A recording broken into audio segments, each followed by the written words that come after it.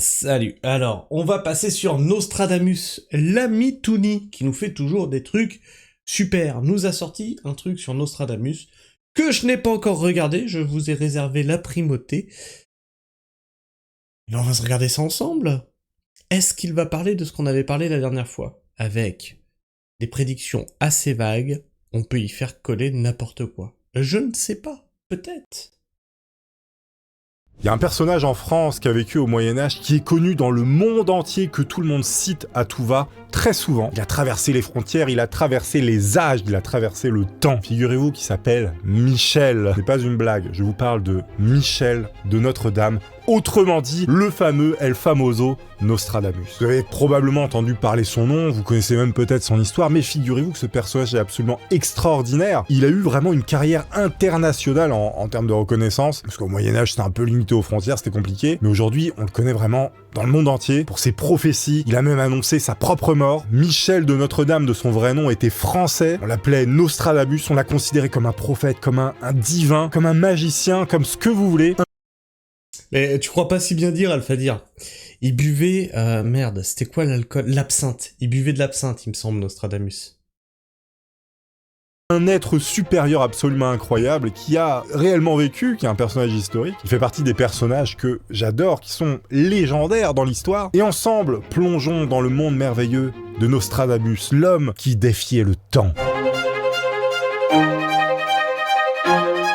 Nous sommes le 2 juin 1566, donc c'était pas hier. Tout ça dans une modeste maison de Salon de Provence. Il y a un homme qui va mourir, il s'appelle Nostradamus, et on rapporte même qu'il a même prédit sa mort. Ces textes aussi obscurs que fascinants seront lus, décortiqués, déformés, réinventés jusqu'à aujourd'hui, faisant de lui l'une des figures les plus controversées de l'histoire occidentale. Et 5 siècles après sa mort, jusqu'à aujourd'hui, il reste encore une légende, un personnage complètement énigmatique. Était-il un charlatan? Était-il un divin? Était-il un saint comme il a pu le... Et vous imaginez, dans 2000 ans, il y aura peut-être une religion qui aura pour prophète Nostradamus. Ah oui, non, mais faut attendre un petit peu dans le temps. Salut Maggie! prétendre. Certaines personnes y croient, et vous allez voir que son histoire, elle est vraiment passionnante. Michel de Notre-Dame, on l'a vu, c'est son vrai prénom, donc le mec s'appelle Mich Mich. Nostradamus naît le 14 décembre 1503, tout ça dans cette ville que vous voyez, qui est Saint-Rémy de Provence, en France. Il va naître dans une famille juive qui est convertie au catholicisme. Son grand-père paternel qui s'appelle Guy Gasson. Soral? Encore une fois, tu vois, le grand complot, il est partout. Il va adopter le nom de Pierre de Notre-Dame lors de sa conversion. Il a pris un nom catholique parce qu'avant ils étaient juifs. Il va surtout se convertir pour échapper aux persécutions à l'époque contre cette communauté, notamment dans le sud de la France à cette époque. Cette double appartenance, elle va influencer le jeune Michel, donc notre Nostradamus, qui va grandir finalement entre tradition catholique et hébraïque, mais aussi avec une culture provençale et une influence italienne. La Provence du début du XVIe siècle, elle présente des contrastes très marqués. La Renaissance, elle va commencer à s'implanter, tandis que l'obscurantisme médiéval persiste encore, c'est-à-dire des croyances un peu païennes, un peu étranges. Eh bien, il y a encore des choses comme ça, voilà, les sorcières, etc. Tout ça, ça disparaît normalement un peu à cette période. Donc vous avez des croyances populaires qui vont coexister avec les premiers développements de la raison. Et les superstitions s'entremêlent aux ambitions humanistes. Voilà, on a un mélange un peu étrange entre des trucs complètement de l'ancien temps et le nouveau monde. J'avais pas vu, j'ai mon ventilo, parce que vous avez pas le décor, mais là, je fais du vélo. Retrouvez-moi sur Strava, Toony YouTube. Voilà, c'était la pub. Je mets mon Strava en description. Le père de Nostradamus, donc Jaume de Notre-Dame, il exerce le métier de notaire, ce qui procure à la famille une certaine aisance financière. On va pas se mentir, ils étaient à l'abri, ils avaient un peu de fric. Nostradamus n'est pas né dans la bouse de vache. Alors cependant, vous avez aucune preuve qui vont confirmer que les grands-pères de Michel aient été des médecins ou des astrologues réputés qui l'auraient initié aux sciences occultes, contrairement à certaines légendes postérieures qui ont été faites pour embellir son image de pseudo-prophète. En fait, la réalité, elle est beaucoup plus modeste que ça, pour notre Nostradamus national. Michel reçoit une éducation relativement solide, probablement dispensée par l'un des grands-pères. Et c'est ça tout le truc avec Nostradamus, c'est qu'il y a pas mal de choses qui ont été brodées autour. Et donc c'est pareil avec ces textes, il y a pas mal de choses qui ont été brodées autour. Donc il va apprendre le latin, le grec, l'hébreu, oui, Maggie, ainsi que les bases de l'astrologie, mais aussi les mathématiques. Alors, vers 15 ans, Michel va se barrer de Saint-Rémy pour aller à Avignon. À l'époque, Avignon, c'était la cité papale, tout simplement, animée par une activité intellectuelle très intense. Là-bas, il va étudier la rhétorique, la grammaire, la philosophie. Il va suivre le cursus classique des arts libéraux, comme on l'appelle. Et en 1520, la peste va frapper la ville et interrompt ses études. Cette confrontation initiale avec l'épidémie va influencer peut-être son orientation vers la médecine. En 1522, il va s'inscrire à la faculté de médecine de Montpellier. À l'époque, c'était l'une des plus prestigieuses d'Europe. Autant vous dire que ça a bien changé. Désolé pour vous, On a un peu downgrade, C'est normal, ça va, voilà. C'est la mondialisation, les gars. À noter que ça reste quand même un peu à Non, c'est pas la mondialisation. C'est la France qui devient un trou à caca. l'ancienne, on est encore en mode Hippocrate et tout ça. Les études de médecine, elles durent plusieurs années, un petit peu comme aujourd'hui, une galère monumentale. Sauf que Michel, il est plutôt pas mal puisqu'il va les terminer plus rapidement que prévu. C'est là qu'il va heurter un obstacle. Vous avez certaines sources qui indiquent qu'il est expulsé pour avoir exercé comme apothicaire avant de devenir médecin. Une activité qu'on... Alors tu vois, c'est tout le problème Nostradamus, j'allais dire. Nicolas. C'est que Nostradamus a prévu pas mal de choses, mais ça dépend comment tu lis les textes en fait. Effectivement, tu peux y voir ça. Avait prédit que le diable sera au pouvoir en Occident. On a aussi Macron qui a parlé de la bête de l'événement, etc. Donc c'est quand même surprenant. Mais moi je me rappelle que en 2012, la fameuse date de 2012, je vous l'avais dit, j'étais dans les sphères complotistes, et on parlait de cette fameuse planète X, Nibiru, etc., que ça serait incontournable, etc., et que même Nostradamus l'avait prédit, parce que regarde tel texte, tel texte, tel texte. Vous avez vu Nibiru, vous? En 2012? Vous avez vu des dégâts sur la Terre? En 2012? Provoqués par un truc cosmique? Non. Donc c'est pareil, il n'y a pas de date, les textes sont volontairement flous, il n'y a pas de suite chronologique, donc je veux dire, ce qui est à la page 1, ça se produit peut-être après de ce qui est à la page, je sais même pas combien de pages il fait son bouquin, ça se passe peut-être après la page 30, tu vois. C'est pas fait dans l'ordre chronologique des choses. Ouais, après oui, après t'as des textes qui se recoupent. Après oui, c'est dans la Bible, c'est dans tous les écrits d'ailleurs saints, on va dire. Bon, moi, vous savez que je crois pas en Dieu, mais c'est vrai que c'est écrit. C'est écrit. Maintenant, faut pas aller bien loin pour comparer Macron à la bête. Ah mais il fait tout pour aussi. Considéré comme inférieur et incompatible avec la dignité universitaire. Vous avez d'autres historiens qui contestent cette version, qui suggèrent qu'il a quitté Montpellier sans doctorat, ou alors qu'il l'a obtenu un peu plus tard. Là, on sait pas trop, vous voyez, ça fait longtemps. Il y a des infos, on n'est plus très sûr. Dans tous les cas, il a voulu faire médecine. Alors les années suivantes, Michel de Notre-Dame, il parcourt le sud de la France en tant que... Tiens, ça me fait penser à ça. Puisque ça vous intrigue, est-ce que vous avez entendu parler de l'aéroport de Denver ? Puisque ce genre de choses vous intrigue. Il y a une grande fresque dans l'aéroport de Denver. Je vous invite à faire vos propres recherches et en tirer les conclusions que vous voudrez, surtout à l'aube d'une 3e guerre mondiale.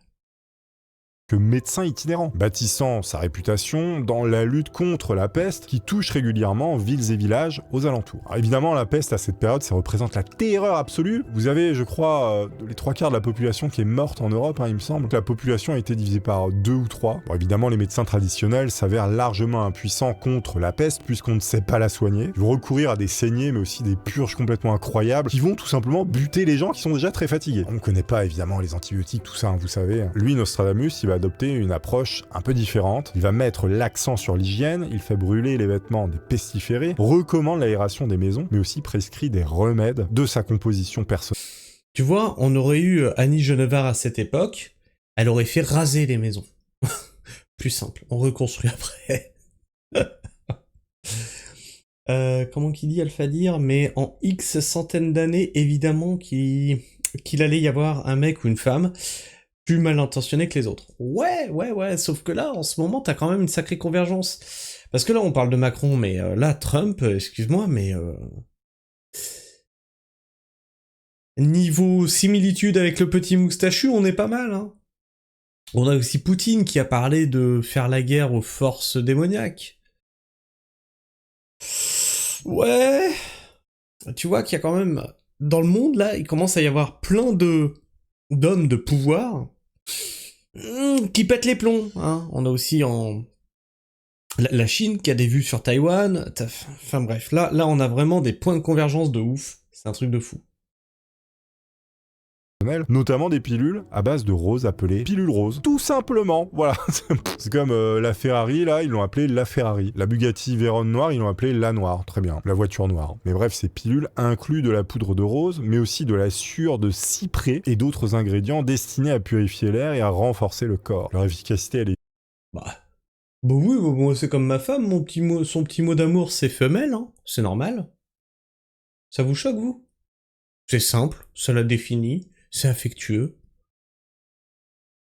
Évidemment hyper douteuse, notamment selon nos standards modernes. Mais dans un contexte où les traitements courants à l'époque sont souvent nocifs, eh bien les méthodes plus douces de Nostradamus permettent probablement à certains malades de survivre finalement via leur système immunitaire, ou du moins de mourir moins vite à cause des traitements conventionnels qui les tuent un peu plus vite. Donne du placebo, voilà. À ce moment-là, sa réputation, elle s'accroît rapidement, ça va devenir un petit peu le mec à aller voir si tu peux pas canner trop rapidement. Il y a des récits qui font état de ses capacités quasi miraculeuses, et les villes affectées par la peste vont commencer à le solliciter. On veut faire venir Nostradamus pour qu'il vienne soigner les gens, le mec il est trop fort. Entre 1525 et 1529, il va voyager à travers le Languedoc, mais aussi la Provence, de Narbonne à Toulouse et de Carcassonne à Bordeaux. Partout, il observe, expérimente et accumule un savoir empirique sur les plantes médicinales, mais aussi leurs propriétés. C'est durant cette période qu'il va s'intéresser plus sérieusement à l'astrologie, une discipline alors intégrée à la médecine. Parce que les médecins consultent à l'époque les astres avant tout diagnostic, ou même avant de donner un traitement, convaincus que les configurations planétaires influencent la santé et l'évolution des malades. Autant vous dire qu'aujourd'hui, vous vous rendez à l'hôpital, vous voyez un mec devant une boule de cristal, vous vous barrez en courant. Je vois dans Neptune une occlusion intestinale.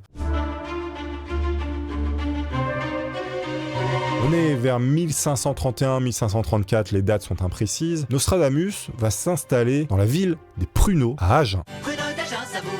C'est marrant parce que juste avant, je vous parlais d'occlusion intestinale. Incroyable. Agen, c'est une ville du sud-ouest de la France qui est sur la Garonne. Il va exercer là-bas la médecine et approfondit ses études en astrologie, mais aussi en humanité, comme il dira. Agen, c'est alors à ce moment-là un centre intellectuel modeste, mais vivant. La ville, elle va abriter une communauté de savants influencés par les échanges avec l'Italie, mais aussi l'Espagne. C'est là qu'il rencontre et épouse une femme de la région. Et il va se marier vers 1531. Un petit peu après, on n'est pas sûr. Alors, on n'a pas trop d'informations sur sa femme, on pense qu'elle s'appelle Henriette d'Ancos, mais on n'est pas sûr. Alors, par contre, ce qu'on sait, c'est que de se marier... Sophie, ce que tu dis là, c'est... Putain, c'est tellement vrai.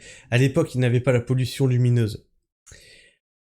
Est-ce que vous vous êtes vraiment déjà une fois retrouvés dans la nuit, loin de tout? Loin de tout. Je vous jure qu'on n'est plus habitué à la nuit. C'est-à-dire que même si tu penses que toi t'es dans la nuit, non, t'as quand même la pollution lumineuse de la ville qui est à 10, 15, 20 km qui arrive sur toi. Je vous jure qu'on n'a pas l'habitude. Ouais, c'est flippant. C'est flippant. C'est comme, je sais pas si vous en avez entendu parler, il y avait eu une coupure de courant, je crois que c'était à New York. Et du coup les gens sont sortis dans la rue. Et il y a eu masse appel au numéro d'urgence, comme quoi il y avait un truc bizarre dans le ciel. Première fois de leur vie que les New-Yorkais voyaient la Voie lactée. Et du coup, ils savaient pas ce que c'était. Du coup, ils ont appelé les urgences. mariage va naître 2 enfants, un garçon et une fille. Leur prénom ne figure dans aucune archive historique. Nostradamus a probablement des descendants, mais aujourd'hui on sait plus qui c'est. Ou peut-être, si c'est parmi vous, dites-le. Donc la vie à Agen, elle apporte à Nostradamus une stabilité après ses voyages. Là-bas, il va ouvrir un cabinet médical qui prospère, donc il se fait pas mal de blé. Il va soigner des patients locaux touchés par des maladies courantes. Durant cette période, il va se lier d'amitié avec un certain Julius César Scaliger. C'est un humanisme italien qui vit à Agen depuis 1525. Rien à voir avec César, le César.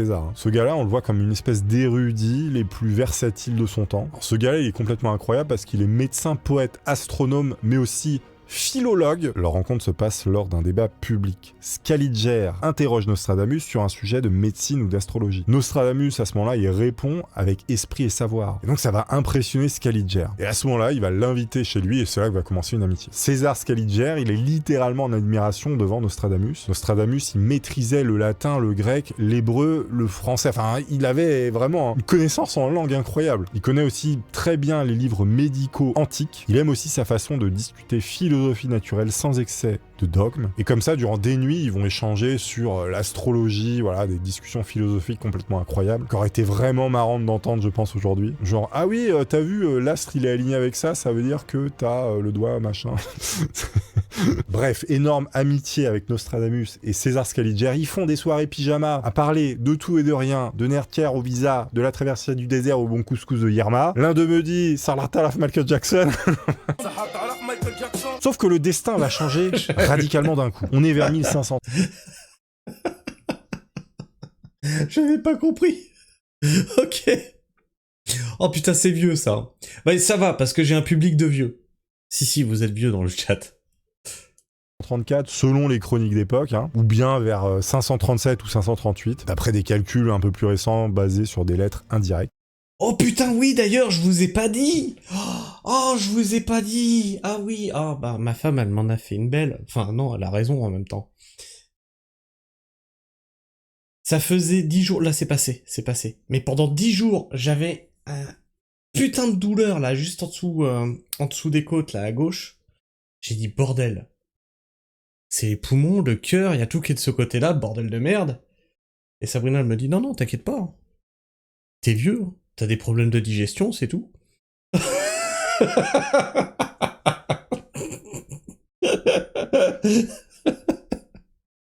Eh bien, la peste bubonique va s'inviter à Agen, là où vit Nostradamus. Pas de bol. Sa femme va mourir à cause de ça, horrible, mais aussi ses 2 enfants, et tout ça en quelques semaines. Cette peste, elle ressemble à celle qu'il a vaincue ailleurs. Elle touche tous les milieux sans pitié, les symptômes incluent fièvre haute, ganglions gonflés, saignement interne, un tableau absolument infâme. Alors Nostradamus, à ce moment-là, il va essayer d'isoler les malades, d'aérer les pièces et de donner ces fameuses pilules à la rose. Sauf qu'évidemment, ça ne marche pas très bien, les gens meurent à l'appel, la populace d'Agen commence à réduire de plus en plus, on se retrouve avec un tas de prudeaux, on n'y arrive plus les gars. Si ça avait été à Dijon, on aurait parlé de moutarde, arrêtez.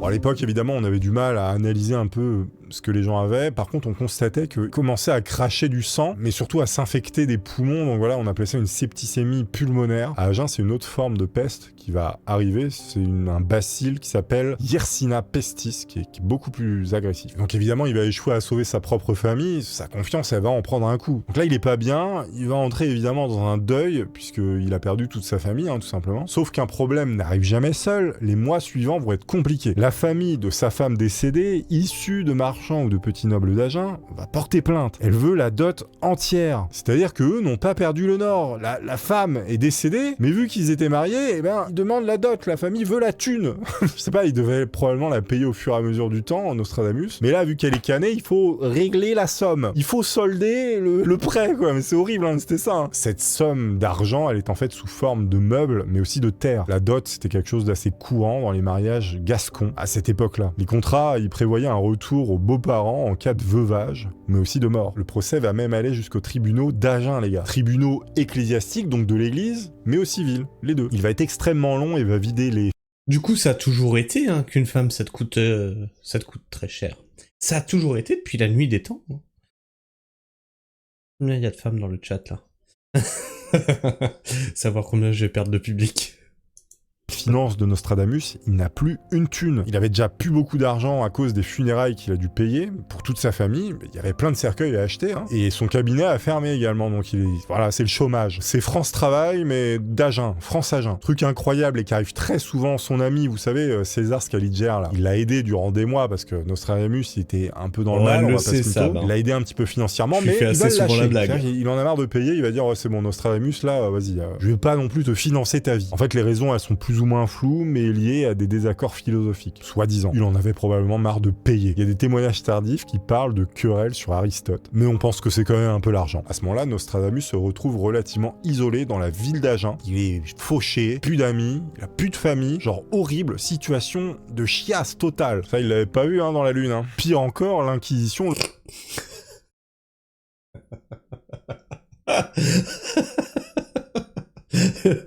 Ah, ça, c'est la blague à faire avec les voyants, bah bien sûr.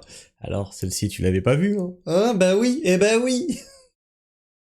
vise en 1538. Vous avez des commissaires apostoliques qui chassent les idées luthériennes et les traces judaïsantes. Ouais, à l'époque, quand vous aviez des idées comme ça, on vous chassait, c'est-à-dire qu'il y avait des espèces de milices qui arrivaient et qui vous butaient, qui vous mettaient en tôle. Des fois, ils vous butaient, ça allait plus vite. On va l'accuser de paroles hérétiques en public, notamment une remarque ironique à un artisan d'Agen. Et donc cet artisan a moulé une statue de la Vierge Marie pour une chapelle en France, à Agen. Et là, Nostradamus va voir cette statue et il dira que ça ressemble plus à un démon et qu'il ferait mieux de mouler des anges. Parce que la moulure était un peu foirée, voilà, était complètement déformée, la Vierge. Nostradamus a dit que ça ressemblait à un démon. Erreur fatale de dire des choses comme ça à cette époque. Valait mieux se taire. Là, Nostradamus a craqué. Parce que traiter la Vierge de démon, c'est pas bon. Il y a des gens qui vont le balancer aux autorités pour avoir dit ça. Les gens aimaient bien rapporter les choses. On va l'accuser d'outrage. Tradition française, j'ai envie de te dire.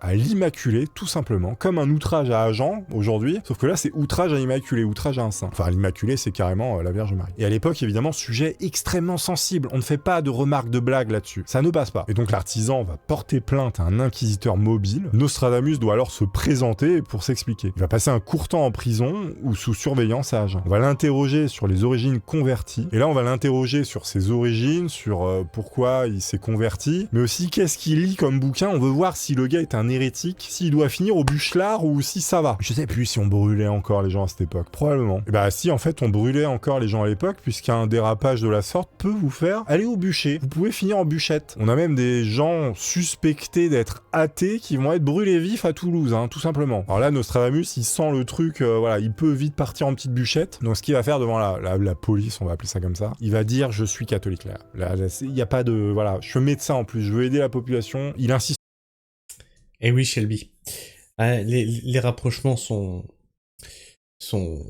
très faciles à faire, et c'est pour ça que moi, j'ai vraiment cette crainte-là qu'on retourne vers un espèce d'obscurantisme. Après, on en sortira d'ici 500 ans.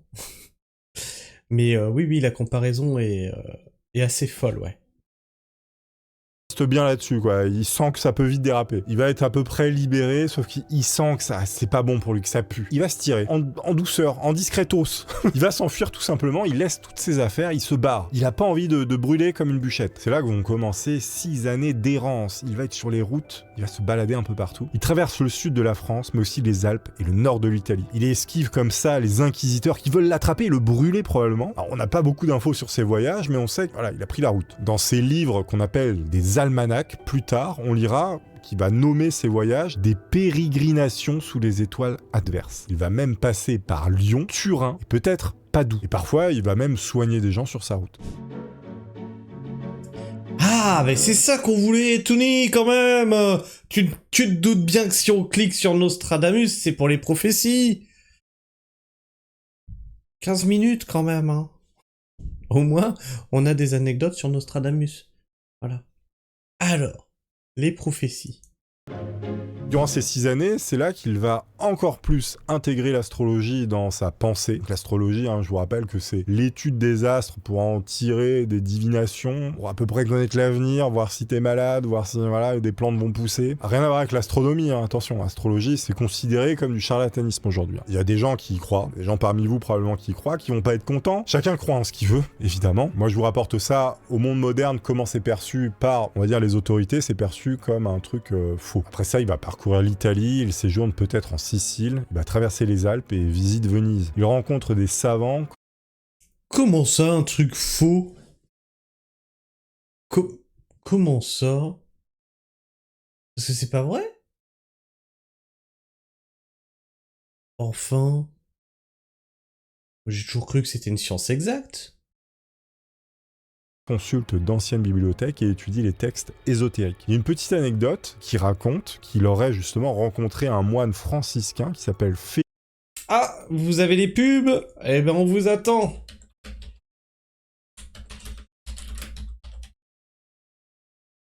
On vous attend les pubés, alors qui reste ici? Je veux savoir. Parce que je vais vous délationner si vous n'avez pas payé votre abonnement et votre Prime. Ouais, à l'Inquisition, bien sûr, et vous allez aller au bûcher. Marilette, tu me dois de l'argent.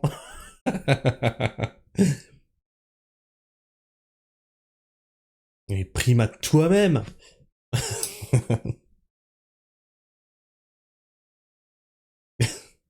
Non, mais t'inquiète, Marie. C'est une blague, en fait, pour ceux qui n'ont pas la pub qui se cache derrière un VPN ou quoi.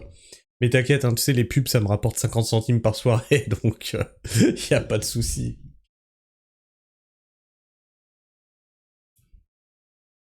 Et c'est vraiment le truc... Là, je l'ai réglé de façon à ce qu'il emmerde le moins possible la soirée. Mais soit je les rapproche plus les coupures pub et j'ai des pubs moins longues, soit je les éloigne plus, mais j'ai des pubs qui durent plus longtemps. Donc là, on a fait un juste milieu pour que ce soit 1 minute 30 et pas 4 minutes. Cham, t'as un VPN, mais attends, toi, t'as un petit logo. Ouais, mais toi, t'as subé, toi. Toi, t'as un subber. Donc t'as pas la pub de toute façon. Ah non, mais Maggie, toi, t'as carrément payé, toi. T'es fondateur, toi. Abonné. Alors, tout le monde est heureux? Allez, on est reparti. Lycée Peretti, devant qui il se serait apparemment agenouillé, le saluant comme le futur pape. Et des décennies plus tard, ce moine devint Sixte V, donc le nouveau pape. Il avait en quelque sorte prédit que cet homme deviendrait le pape, sans même le connaître. Alors cette histoire, bien que séduisante, est probablement apocryphe, c'est-à-dire inventée un peu après pour renforcer la légende du prophète, du soi-disant prophète qui était... Ah ouais, c'est quoi ce Ces voyages vont permettre à Nostradamus d'approfondir sa connaissance en astrologie, en alchimie et traditions ésotériques, qui vont évidemment influencer sa vision du monde à l'avenir. Il va s'installer définitivement à Salon de Provence en 1547, qui est une petite ville prospère entre Marseille et Avignon. Il est âgé à ce moment-là de 44 ans et il va reconstruire sa vie. L'année suivante, il va épouser une seconde femme qui s'appelle Anne Ponsard, qui est une jeune veuve aisée qui lui apporte une dot substantielle, mais aussi une maison sur la place de la Poissonnerie. Ils auront tous les deux 6 enfants de cette union et les 6 vont atteindre l'âge adulte. C'est important de noter qu'ils ont tous atteint l'âge adulte parce qu'à l'époque, il y en avait une portion qui partait à la poubelle. À ce moment-là, Nostradamus... Bon, Tony, là, les prophéties, s'il te plaît. Ah bah, merci pour le follow, Arwen. Il va reprendre son taf de médecin et ouvrir un cabinet. Il est posé, il a une femme, une maison, des gosses, le chien, tout ça, voilà. Et donc il va traiter les habitants de Salon de Provence, consolide sa réputation locale, forgée lors des épidémies de la peste. Il produit aussi des confitures. Nostradamus faisait des confitures, les gars. Mais également des cosmétiques. C'est-à-dire qu'il faisait du rouge à lèvres et des confitures, Nostradamus. Ah, elle en prend un coup, la légende, hein. Je rigole. Et il vend tout ça à des notables de la région. Il fait aussi des petits remèdes, voilà, qui vendent comme ça, un peu de l'eau avec rien. 100 balles, merci. C'était un businessman, les gars. Il avait tout compris. Et c'est là que les choses vont commencer à devenir totalement incroyables pour notre cher Michel. Nostradamus ne se limite plus à la médecine des corps, puisque dans les années suivant son installation, il se tourne davantage vers l'astrologie et régit des almanachs annuels, qui est une pratique répandue à l'époque. Alors, ces almanachs, ces espèces de bouquins, incluent des prévisions météorologiques, agricoles et astrologiques pour l'année, avec des conseils pratiques, comment planter ci, comment récolter cela. Le premier va paraître en 1550 et obtient un succès immédiat. Il en publie un nouveau chaque année, répondant à une demande croissante. Ses ouvrages vont se vendre en France et au-delà, faisant de lui l'astrologue le plus renommé de son temps. En plus d'être médecin, il devient tout simplement auteur de bouquins à succès. Il fait des best-sellers. Ce succès va l'encourager à un projet un petit peu plus vaste. Dans son cabinet... Putain, mais ça vient de là, leur calendrier de planter avec la lune, là? De cultiver avec la lune? Ça vient de là, leur connerie, là? Oh putain, j'en peux plus de ces trucs, là. Je n'en peux plus. cabinet au dernier étage de la maison, il observe les astres la nuit, consulte les textes anciens et rédige des prophéties couvrant des siècles entiers. Il va adopter une forme d'écriture qui s'appelle le quatrain strophe de 4 vers, c'est compliqué. Pour lui, ce sera une signature poétique. Je vais vous faire une petite phrase en quatrain strophe de 4 vers pour vous montrer ce que ça donne. C'est une version de ChatGPT, on fait avec les moyens du bord, les gars. Je suis pas Nostradamus. Estant assis de nuit secret étude, seul reposé sur la selle d'aérin, flambe exiguë sortant de solitude, fait prospérer qui n'est à croire vain. C'est magnifique. C'est un Alex. Voilà, ça a été écrit par ChatGPT. Tu peux reprendre le texte et essayer de le faire coller à ce que tu veux. Je vous avais dit, hein, il y avait des universitaires qui avaient fait des mêmes choses et... Après, tu peux le faire coller à des événements qui se passent. Alexandrin. C'est un alexandrin. En 1555, il publie la première édition de ses prophéties, recueil de 3 centuries et de 100 quatrains chacune, soit 300 prophéties. Le mec, il envoyait du pâté, c'est-à-dire que vous achetiez un bouquin, vous en aviez pour votre argent. Vous aviez des prophéties pour toute la vie. L'ouvrage sort des presses de l'imprimeur lyonnais Massé Bonhomme, sous le titre de Prophéties de Monsieur Michel Nostradamus. C'est trop stylé quand même, parce que moi je suis pas loin de Lyon, et finalement ça a été imprimé à Lyon, je savais même pas. Alors dès sa parution, le livre il va susciter un intérêt colossal. Vous avez à l'époque une société qui est un peu anxieuse, marquée par des guerres de religion en France, mais aussi à cause des menaces ottomanes en Europe. Est-ce qu'on peut dire que Nostradamus était l'un des premiers influx voleurs? Il a dit, il y a de la panique, je peux surfer sur la peur, mon livre s'est bien vendu, attends, bouge pas, il y a de la peur, j'ai déjà fait un livre qui s'est bien vendu, il y a un truc à faire là. Influx voleur ou pas influx voleur, Nostradamus?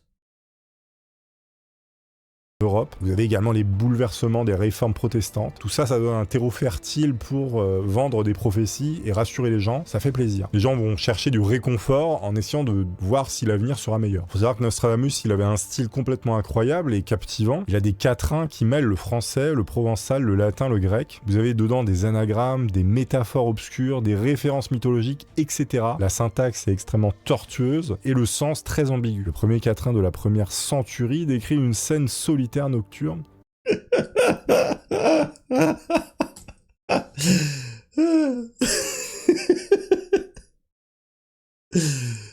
Alphadir qui nous dit, imagine s'il y a quelques siècles, un taré un peu bien vu avait influencé les gens à aller spignoler sur les pieds de tomates les nuits. Heureusement, il y a un siècle, je pense, on n'avait pas encore les pieds de tomates. Quoique... Ah si? Ah bah si, il y a un siècle aussi. Ouais, mais les gens étaient moins cons il y a un siècle.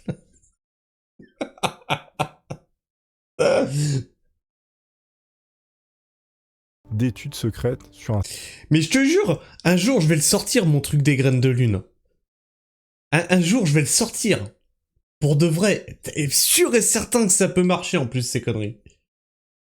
Siège des reins, celle que je vous ai citée justement. Bon évidemment, quand il y a un succès, ça va attirer un peu l'attention, notamment de la cour de France. Parce qu'en 1556, Catherine de Médicis, qui à l'époque est la femme d'Henri II, elle est passionnée, elle, d'astrologie. Et donc Nostradamus, il tombe à pic. Il est convoqué à Paris pour consulter l'avenir de ses enfants, mais aussi de la dynastie entière. Il va donc établir les horoscopes des princes, prédisant un grand avenir de manière vague, mais flatteuse. Forcément, il va pas leur dire vous allez tous canner. Catherine, elle devient alors sa protectrice, lui offrant une position privilégiée et une défense contre les critiques. En 1557, il va publier encore des prophéties, donc là il en a vraiment plein. Ça fait à peu près 600 quatrains, voilà, c'est monstrueux. Et en 1558, paraît une édition avec 7 centuries, mais aussi une inachevée. L'année 1559, elle marque un tournant. Le 30 juin, lors d'un tournoi célébrant la paix avec l'Espagne et célébrant également les mariages royaux, Henri II affronte le comte de Montgomery. À la troisième passe, la lance de Montgomery se brise, un éclat traverse la visière dorée du casque royal et le blesse à l'œil. Henri II vient de se prendre une écharpe d'à peu près 1 mètre de long dans le crâne, il meurt 10 jours après. En même temps, faut pas s'amuser avec des bâtons les gars. Cet événement va être lié à une des prophéties de Nostradamus, notamment à un quatrain de 1555, qui dit ceci: un jeune lion vainque le lieu sur le champ de bataille, lui crevant les yeux dans une cage dorée, 2 plaies en une, puis mourant de mort cruelle. Coïncidence ou cette prophétie, selon ce que vous croyez, eh bien Nostradamus va asseoir sa position de mec qui est capable de lire l'avenir. Et donc sa renommée va être complètement boostée à un niveau européen après ça. Évidemment, ça reste extrêmement vague et en fait, il faut prendre le truc dans un sens puisque aucun quatrain n'a permis de deviner un événement. Mais par contre, on a toujours réussi à relier. Attends. La verge en mainmise au milieu de branches, de l'onde il moule, et le limbe et le pied. Tu parlais de branlette sur les tomates, hein. Un peur. Ah ouais, un peur. Bon, c'est du vieux François, hein. Un peur et voix frémissent par les manches, splendeur divine, le divin presse acier. Voilà. Tu vois, là, je reprends ça, là, mes graines de lune. Ça colle, hein. Voilà. Salut, Macaël. Aucun quatrain n'a permis de deviner un événement, mais par contre on a toujours réussi à relier un quatrain à un événement qui s'est passé. Donc quand vous êtes capable de lire le passé par rapport à quelque chose, ce n'est plus de la divination. Pour que ce soit de la prophétie, il aurait fallu qu'il cite littéralement les noms, ce qu'il ne faisait pas forcément. En fait, il était très vague, donc ça englobait beaucoup de choses, et évidemment vous pouviez relier des événements majeurs à ce qu'il avait écrit dans le passé. Et c'est comme ça que les gens qui lisent l'avenir vous font croire qu'ils lisent l'avenir. Ils disent des choses extrêmement vagues qui arrivent à peu près à tout le monde, comme ça vous pouvez les relier à un événement qui s'est déjà passé. Et vous dites, oh mon dieu, il a lu l'avenir. Non, il a fait une généralité qui colle avec une statistique. Après, chacun croit ce qu'il veut, hein. Faut pas croire que le gars avait une renommée absolument incroyable, il y a des gens qui disaient que c'était un gros charlatan, même à l'époque, sauf que lui va continuer jusqu'à sa mort à essayer de prédire l'avenir comme ça. Et donc il meurt en 1566, et son fils aîné, qu'il aura appelé César Nostradamus, va prendre l'initiative de compiler et publier ses centuries restantes, complétant ainsi l'ensemble à 10 recueils de 100 quatrains chacun, soit exactement 1000 versets poétiques. Ce chiffre de 1000 évoquant la perfection divine et l'accomplissement total dans la tradition biblique. Ça confère à l'ouvrage une aura symbolique et renforce son attrait mystique. Il y a également des éditions posthumes qui sont souvent réalisées à Lyon ou ailleurs, en Europe, qui suscitent un engouement immédiat et durable. Dès les années 1570, les impressions vont se multiplier, incluant des versions pirates qui circulent clandestinement pour répondre à la demande croissante. C'était un peu le YGG de l'époque. Alors parmi elles, vous... Alors autant Nostradamus est assez flou, hein, avec ses quatrains, etc., autant les prédictions de Baba Vanga, ça fait flipper. Rapport à ce qu'on est en train de vivre actuellement. Parce que là, moi, je veux bien hein, des trucs statistiques qui peuvent arriver, mais... Ouais. Enfin, les sécheresses et tout ça, on vient de les avoir. Hein. Et comme de par hasard, on est aux portes d'une 3e guerre mondiale, juste après les fameuses sécheresses. Voilà. Hein. Après, moi, j'y crois pas à toutes ces conneries, mais tu lis ça, tu fais quand même, c'est troublant, c'est assez troublant quand même. Vous avez des ajouts frauduleux qui vont voir le jour, des imitateurs profitant de l'obscurité du texte original, intercalant de faux quatrains prétendument écrits par Nostradamus, adaptés rétroactivement à des événements contemporains pour en accroître la crédibilité apparente. Autant vous dire qu'ils ont mélangé le vrai du faux, incroyable. Un bon mensonge a toujours une part de vérité, comme on dit. Nostradamus, quand il écrivait, il faisait en sorte qu'on comprenne pas tellement ce qu'il raconte et que ce soit très obscur, pour que ça fasse un truc un peu mystique. Donc comme je vous l'ai dit, à l'époque, il y avait déjà des gens qui le traitaient de gros arnaqueurs et taxeur de thunes. Il y a un gars qui va publier littéralement des insultes sur lui. Un astrologue lyonnais hein, qui s'appelle Laurence Vidal. Je sais pas pourquoi je le dis en anglais. Laurence Vidal. Et donc il va écrire un pamphlet sur Nostradamus qui s'appellera Déclaration des abus, ignorance et sédition de Michel Nostradamus. Et donc là-dedans... Mais oui, mais voilà, mais aussi tu l'as dénoncé, mais tu n'es qu'un jaloux, hein, bien sûr. Bien entendu, tu ne fais pas corps avec le peuple, tu veux que le pouvoir reste en place, c'est pour ça. Tu es payé par qui? Hein? C'est qui te paye? Toute ressemblance avec un fait qui s'est déjà produit ne serait que pure forfaiture. Non, c'est fortuit. Il va dénoncer l'incompétence flagrante de l'auteur en matière d'astrologie, mais aussi ses erreurs de calcul flagrantes et ses... Ah, j'oubliais, et toi, hein? Tu fais quoi, toi? prédictions jugées ridicules ou truffées de contradictions. Vidal, donc le gars qui va écrire sur Nostradamus, il n'hésite pas à accuser Nostradamus d'exploiter la crédulité populaire pour son profit personnel. Le mec disait que Nostradamus ne savait pas compter, il savait pas regarder la lune, que c'était une vaste arnaque. Et derrière tout ça, là, dans l'ombre un peu plus loin, là, vous avez l'église catholique qui regarde comme ça. Parce que Nostradamus, il était pas sans surveillance, il regardait ce qu'il faisait comme ça. Attention Michel, on te surveille, le bûcher il est allumé, hein. Bon, faut savoir que la divination a été condamnée comme forme de superstition civilisation païenne. Vraiment, on pouvait passer de vie à petite bûchette. Le pas était très court. Bon là, il va faire quelques manœuvres techniques en faisant croire qu'il est orthodoxe, etc. Il y a aussi Catherine de Médicis qui le protégeait un petit peu. Et grâce à ça, il va éviter la bûchette. Bon, les dernières années de Nostradamus, elles sont pas très jolies à voir, puisque sa santé, elle va décliner. Il a de l'arthrite, mais aussi de la goutte. Il a les mains complètement déformées. Il est cloué souvent au lit. Mais durant une grande tournée en France pour faire des prédictions un peu partout, eh bien justement, la fameuse Catherine, elle va en C'est surprenant qu'il parle pas de son addiction à l'absinthe. le médecin officiel de la cour. Enfin, médecin et conseiller occulte du roi, précisément. Et pour ça, il touchera 400 écus, ce qui est pas mal de thunes. Ça lui permet de vivre à peu près tranquille. Et donc, vers 1566, il sent qu'il va mourir, il va rédiger son testament avec minutie, il lègue tous ses biens à sa seconde épouse, donc Anne Ponsard, avec qui il avait 6 enfants. Il lègue aussi tout à ses enfants. Et selon une anecdote rapportée par ses contemporains et perpétuée par la tradition, il déclare à un proche, je cite, « Demain, au lever du soleil, je ne serai plus là ». Effectivement, entre la nuit du 1er et le 2 juillet 1566, il va mourir. Alors, on pense qu'il est mort d'une crise cardiaque ou d'un œdème pulmonaire à l'âge de 62 ans. Autant vous dire que l'espérance de vie avant, elle était courte. Son corps va être inhumé dans une posture assez bizarre puisqu'il va être mis debout. Tout ça encastré dans le mur de l'église des Cordeliers de Salon-de-Provence. Apparemment, ça aurait été pour des raisons pratiques liées à l'espace restreint. Il n'y avait pas de place, on pouvait pas l'allonger, on l'a mis debout. Son épitaphe, donc ce qui est gravé sur sa tombe, c'est écrit en latin, ça célèbre son legs prophétique. Ça dit qu'il restera dans la postérité, qu'il ne faut pas troubler son repos éternel. Et en fait, c'est à partir de sa mort où vraiment ça va prendre une tournure complètement incroyable, ces soi-disant prophéties. On dit qu'il aurait prédit le massacre de la Saint-Barthélemy. Tu sais qu'il y a des chances? Le truc de... Il l'a dit tous les soirs pendant 6 mois, puis on a retenu le soir où c'est arrivé. Il y a des chances que ce soit ça aussi.